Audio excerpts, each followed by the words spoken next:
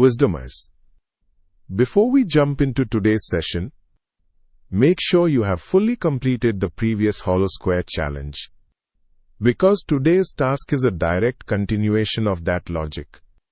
We are going a little deeper into the world of nested loops today, and I cannot stress enough how important this specific point we discuss today for your coding journey.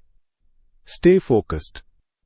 Our secret weapon is mapping our logic directly to our programming. By using that mind mapping technique, you'll be able to handle the implementation with ease. Display a perfect right-angle triangle pattern as shown for any given value of n. Let's get that logic onto the screen.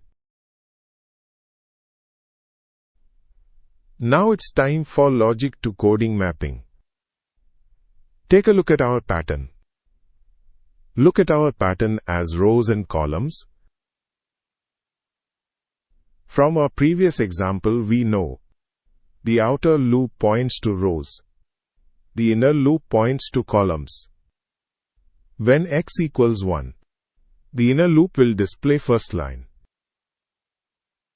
When x equals 2, the inner loop displays second line, and so on.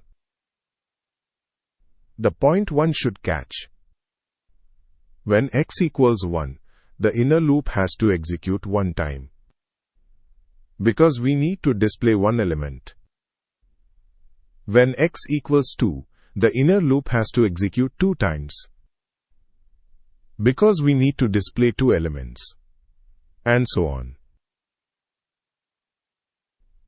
The inner loop has to be controlled based on outer loop.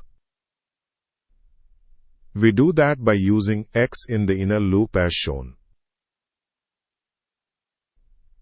This controlling of inner loop using outer loop variable is the point we use many times in our coding journey in data structures and competitive coding. So understand properly. Go next to use our compilers to execute code. After, then check for a solution.